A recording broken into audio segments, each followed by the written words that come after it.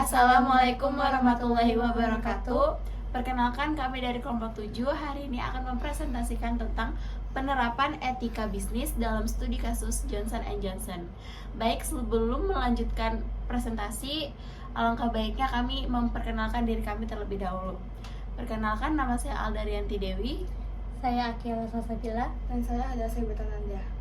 Baik, saya akan menjelaskan tentang latar belakang dari studi kasus Johnson & Johnson.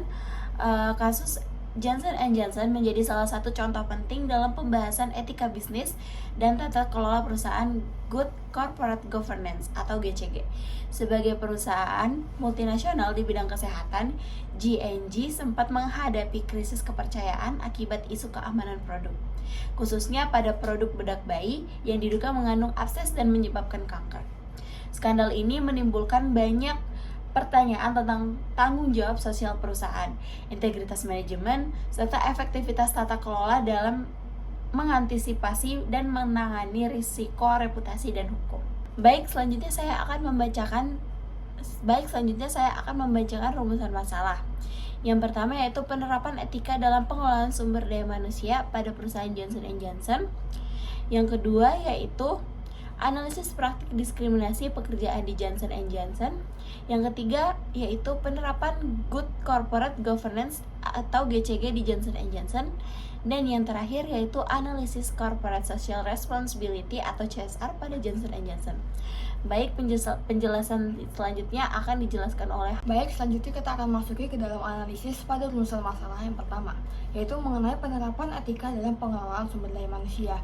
Dalam kasus ini peneliti mendapatkan beberapa poin yang dapat kita sampaikan tentang penerapan etika dalam pengelolaan SDA di perusahaan Johnson & Johnson. Yaitu yang pertama, pentingnya etika SDM untuk mendukung budaya kerja yang kooperatif. Dan yang kedua, komitmen perusahaan berdasarkan Code of Business Conduct dan Credo. Dan yang ketiga, nilai-nilai yang telah diterapkan, yaitu yang pertama adalah non-diskriminasi dan juga penghargaan atas keberagaman. Yang ketiga, keseimbangan kerja dan kehidupan. Dan yang terakhir, kesaluran pelaporan tanpa pembalasan. Dan ini poin yang keempat yaitu penerapan kompensasi adil dan pelatihan manajerial. Dan yang kelima, pengawasan dan audit berkala untuk menjaga konsistensi implementasi etika di seluruh cabang. Poin-poin yang saya sebutkan ini merupakan penerapan etika pada perusahaan Johnson & Johnson demi mencapai sumber daya manusia yang berkualitas. Lanjut kita akan masuk ke dalam rumusan masalah yang kedua, yaitu analisis praktik diskriminasi pada perusahaan. Setelah peneliti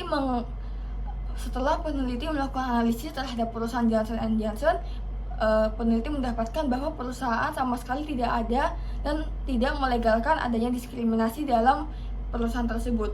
Sehingga di sini kami mendapatkan beberapa poin yang perlu disampaikan, yaitu tidak ditemukannya indikasi diskriminasi yang dilegalkan oleh perusahaan. Dan kedua, adanya komitmen non-diskriminasi terhadap usia, gender, ras, agama, orientasi seksual, dan juga disabilitas. Dan poin yang ketiga, penyediaan akses adil bagi penyandang disabilitas dan juga fasilitas ibadah. Yang keempat, praktik baik dalam perekrutan, promosi, dan keamanan psikologis. Yang kelima, pentingnya pemantauan internal dengan data diskriminasi, pelaporan, dan juga survei karyawan.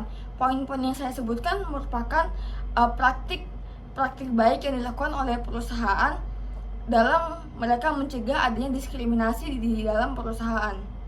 Dan yang ketiga, lanjut kita akan memasuki ke dalam rumusan masalah yang ketiga, yaitu penerapan Good Corporate Governance kepada perusahaan Johnson & Johnson. Terdapat beberapa poin ataupun prinsip-prinsip yang diterapkan GCG terhadap perusahaan, yaitu ada pertama akuntabilitas, transparansi, tanggung jawab, independensi, dan juga keadilan.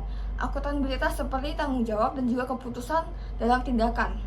Dan yang kedua, transparansi, yaitu informasi keuangan dan kebijakan yang disampaikan terbuka terhadap atasan maupun kepada bawahan.